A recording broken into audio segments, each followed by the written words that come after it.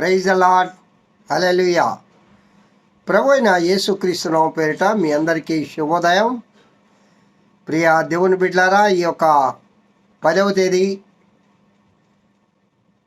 2వ నెల 25వ సంవత్సరంలో ఈ సోమవారం దినంలో ఈ ఏకోజాములో ఆ దేవదేవుని సామ్యంలో సన్నిధిలో చేరి ఆ ప్రభువుకు స్తుతి స్తోత్రములు చెల్లిస్తూ ఉన్నాం.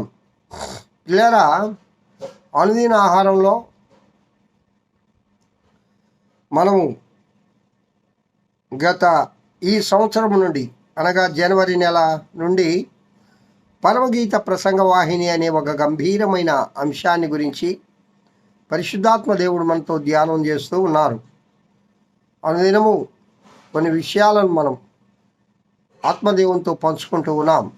ప్రియా దేవుని బిడ్డలారా, ఈ దినం కూడా రండి, అందిన ఆహారాన్ని భుజిద్దాం. అందిన ఆహారం మీరందరూ కూడా చాలా సంతోషంగా, చాలా ఆసక్తిగా వింటున్న బిడ్డలందరికీ యేసుక్రీస్తు నామమున పేరిట వందనాలు. అనేక మందికి మీరు షేర్ చేస్తున్నారని నేను నమ్ముతున్నాను, లైక్ చేస్తున్నారు. అలాగే ఇంకా సబ్స్క్రైబ్ కూడా చేయని బిడ్డలు చాలామంది ఉన్నారు. సబ్స్క్రైబ్ చేయండి. దేవుని సువార్తను చాటుటలో మీరును భాగస్వాములు కావాలని ప్రేమతో మిమ్మల్ని ఆహ్వానిస్తూ ఉన్నాను. హల్లెలూయా. ప్రియులారా, ఈ దిన అందిన ఆహారంలో పరమగీత ప్రసంగ వాహినిలో 1వ అధ్యాయము 2వ వచనములో షూలమితి అంటుంది, నోటి ముద్దులతో అతడు నన్ను ముద్దు పెట్టుకొనుగాక. ఈ షూలమితి మొదటి ప్రస్తావన గ్రంథంలో ప్రారంభంలో షూలమితే మాట్లాడుతుంది. షూలమితి అనగా సంఘము దేవుని ప్రేమను కోరుకుంటుంది, ప్రియుని ప్రేమను కోరుకుంటుంది. ప్రియుడు తనను ఏ విధంగా ప్రేమించాలో గాఢమైన ప్రేమ. కాబట్టి ప్రియా దేవుని బిడ్డలారా, మనమందరం కూడా యేసు క్రీస్తు యొక్క ప్రేమను కోరుకునే వారంగా ఉండాలి. అయితే బైబిల్ గ్రంథంలో అనేక రకాలైన ముద్దుల గురించి మనము ధ్యానం చేసుకుంటూ ఉన్నాం. ఈ దినం కూడా 1వ రాజుల గ్రంథం 19వ అధ్యాయం 1వ రాజుల గ్రంథం 19వ అధ్యాయం 20వ వచనము నేను చదువుతున్నాను, జాగ్రత్తగా వినండి. అతడు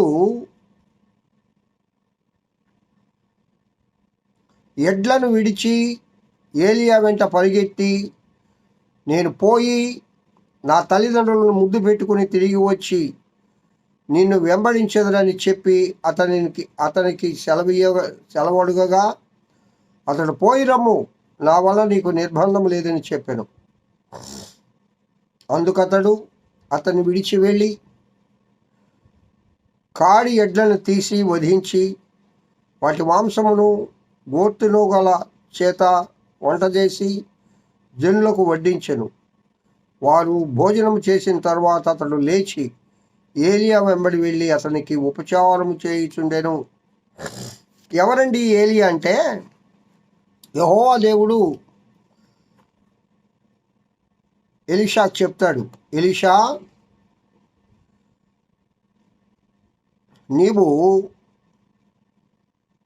నీకు బదులుగా ఒక ప్రవక్తను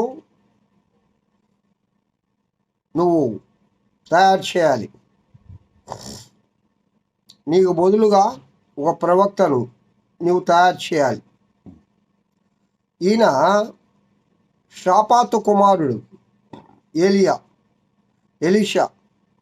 షాపాతు కుమారుడైన ఎలీషాకు అభిషేకం చేయము. ఇజ్రాయేలు వారి మీద నింషీ కుమారుడైన యెహూకు పట్టాభిషేకం చేయము. నీకు మారుగా ప్రవక్త ఉండుటకు అబెల్మెషేకుము, నీకు మారుగా ప్రవక్త ఉండుటకు అబెల్మెహోలు వాడైన షాపాతు కుమారుడైన ఎలీషాకు అభిషేకం చేయము. హజాయేలు యొక్క ఖడ్గమును తప్పించుకుని వారిని యెహూ హతము చేయును. యెహూ యొక్క ఖడ్గమును తప్పించుకుని వారిని ఎలీషా హతము చేయును. ఆయనను ఇజ్రాయేలు వారిలో బయలునకు మోకాళ్ళు నూనకయు అయినను ఇజ్రాయేలు వారిలో బయలునకు మోకాళ్ళునకయు నోటితో వాని ముద్దు పెట్టుకొనకయు ఉండు 7,000 మంది నాకు ఇంకనూ మిగిలి ఉందురు. ఏలియా అచ్చటి నుండి పోయిన తర్వాత అతనికి షాపాతు కుమారుడైన ఎలీషా కనబడెను. అతడు తన ముందరున్న 12 అరకల ఎడ్ల చేత దున్నించుచు 12వ అరక తాను తోలుచుండెను. ఏలియా అతని చేరబోయి తన దుప్పటి అతని మీద వేయగా. పిల్లరా, ఈ సందర్భం మనకు చాలా బాగా తెలుసు. అనేక మార్లు మనం ధ్యానం చేసుకొని ఉంటాం. దైవజనులు ఈ సందర్భాన్ని చెప్పకనే చెప్తూ ఉంటారు. ఇక్కడ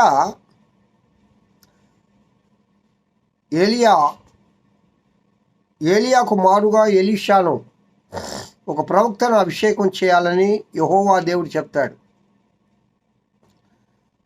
ఈ ఏలియా గారు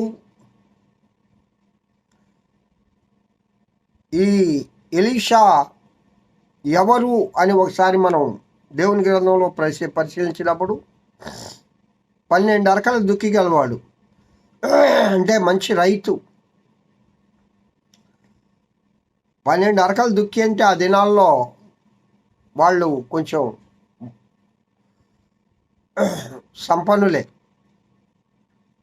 భూపతులు అంటాం, భూమి గలవారే.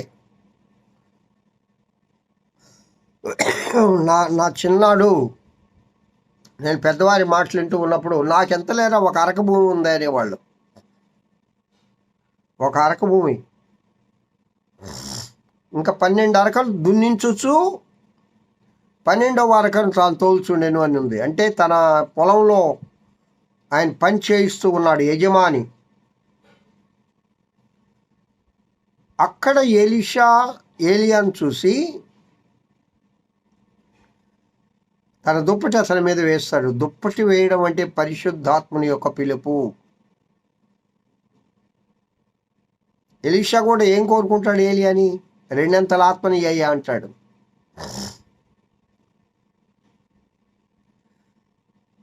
ఆ ఏలియా పైన ఉన్న దుప్పటి వచ్చి ఎలీషా మీద పడుతుంది. అదే 2 అంతల ఆత్మ. ఆ దుప్పటి తీసుకొని యోర్దాను నదిని కొడతాడు, 2గా చీలిపోతుంది. దుప్పటి అంటే ఇక్కడ పరిశుద్ధాత్మ, దేవుని ఆత్మ ఎలీషాను పిలుస్తుంది. వెంటనే తన అరకలను వదిలేసి ఎక్కడ ఏ పరిస్థితుల్లో ఉన్నాడో వాటిని అక్కడే వదిలేశాడు. వాటిని అక్కడే వదిలేసి ఎలీషాను వెంబడించాడు. అయితే కొద్ది దూరం వచ్చిన తర్వాత ఒక చిన్న రిక్వెస్ట్ అడిగాడు, అయ్యా నేను వెళ్ళి నా తల్లిదండ్రులను ముద్దు పెట్టుకొని వస్తాను. అంటే అంతవరకు తన తల్లిదండ్రులు తనను పెంచారు, పెద్ద చేశారు కదా, వారికి కూడా విషయం చెప్పాలి. తల్లిదండ్రుల బాధ్యత కూడా తీర్చాలి కదా. అవును ప్రియులరా, మనం ఈ లోకంలో ఉన్నప్పుడు తల్లిదండ్రులు, మనము దేవుని సేవకులమైనంత మాత్రాన లేక విశ్వాసులమైనంత మాత్రాన కుటుంబ బాధ్యతలను వదిలివేసి కుటుంబాన్ని నేను పట్టించుకోను, నేను దేవుని సేవకుని, నేను దేవుని సేవ చేస్తా, అది సరైన పద్ధతి కాదు. నీ బాధ్యతను నువ్వు నెరవేరుస్తూ దేవుని సేవ కూడా చేయాలి. కాబట్టి తల్లిదండ్రులకు వెళ్ళి వారిని ప్రేమించవలసిన బాధ్యత, వారికి విషయం చెప్పవలసిన బాధ్యత ఎలీషాకు ఉంది. అందువల్ల ఎలీషా చెప్తాడు, అయ్యా నువ్వు పర్మిషన్ ఇస్తే నేను వెళ్ళి. అయితే అక్కడ ఇంకొక రహస్యం ఏంటంటే, సహజంగా రైతులు ఎక్కువగా ప్రేమించేది ఎద్దులను ప్రేమిస్తారు. ఆ ఎద్దులు కూడా ఆ రైతును అనుసరిస్తాయి. ఆ రైతు స్వరం ఆ ఎద్దు ఎరుగుద్ది. 12 అరకలు గల ఎడ్లున్నాయి. ఆయనకి జ్ఞాపకం వస్తుంటాయి. వెళ్ళి విందు చేశాడండి. ఆ ఎడ్లను వధించి ప్రజలందరికీ విందు చేసేసాడు. తల్లిదండ్రులను ముద్దు పెట్టుకున్నాడు. తిరిగి వెంటనే ఏలియాకు ఉపచారము చేయిచు వెళ్ళెను అని రాయబడి ఉంది. కావున ప్రియ దేవుని బిడ్డలారా, తల్లిదండ్రులను ప్రేమించే బాధ్యత ఈరోజు ఆత్మదేవుడు నీకు నాకు తెలియజేస్తూ ఉన్నాడు. మనము తల్లిదండ్రులను కూడా ప్రేమించాలి. చాలామంది బిడ్డలు ఇప్పుడు ఈ యొక్క సివిలైజ్డ్ ఇది ఈ పరిస్థితుల్లో, ఈ స్పీడ్ యుగంలో, ఈ కంప్యూటర్ యుగంలో ఎవరి కుటుంబం వాళ్ళది, ఎవరి బిడ్డలు వాళ్ళు కని పెంచిన తల్లిదండ్రులను చూసేవాళ్ళు తక్కువైపోతూ ఉన్నారు. కానీ దేవుని గ్రంథంలో ఎక్కడైనా చూడండి, తల్లిదండ్రులను చూసేవాళ్ళు ప్రత్యేకంగా ఉంటారు. తల్లిదండ్రులు ఒక బాధ్యతగా ఫీల్ కావాలి. కుమారులు కుమార్తెలు తన యొక్క నా తల్లిదండ్రులను ముద్దు పెట్టుకొని తిరిగి వస్తానని చెప్పాడు. తన బాధ్యతను తను నెరవేర్చాడు. ఈ దినం ప్రియ దేవుని బిడ్డ, నువ్వు దైవ సేవకుడు అయినా పర్వాలేదు, విశ్వాసమైనా పర్వాలేదు, నీ తల్లిదండ్రుల బాధ్యతను నువ్వు ముందు చూడాలి. తల్లిదండ్రుల బాధ్యతను చూసి దేవుని సేవలో నువ్వు కొనసాగిపోవాలి. ఈ దినం ఆత్మదేవుడు ఆ విధంగా నీతో నాతో మాట్లాడుతున్నాడు. బాధ్యతను ఎరిగి జీవించాలి. అది క్రైస్తవ్య జీవితం అంటే, విశ్వాస జీవితం అంటే ప్రతి బాధ్యతను నెరవేర్చాలి. ప్రతిదానికి మనం బాధ్యులుగా ఉండాలి. అది విశ్వాస జీవితం. అలాంటి ఆత్మతో ఆ దేవదేవుడు మనల్ని నింపి నడిపించును గాక. ఆమేన్. మహోన్నతుడ స్తోత్రం. ఈ వాక్యం వింటున్న బిడ్డలందరినీ దీవించి ఆశీర్వదించమని యేసు నామమున పేరిట వేడుకొంచున్నాను తండ్రి. ఆమేన్. తండ్రి దేవుని నుండి, కుమారుడైన యేసుక్రీస్తు నుండి, పరిశుద్ధాత్మన్యుని నిత్య సహవాసం ఈ వాక్యం వింటున్న బిడ్డలందరికీ, నీ సర్వలోక పరిశుద్ధులకు, సార్వత్రిక సంఘానికి ఇప్పుడు ఎల్లప్పుడు సదాకాలం తోడయుండి నడిపింపబడును గాక. Amen. Amen. Praise the lord. Have a good day.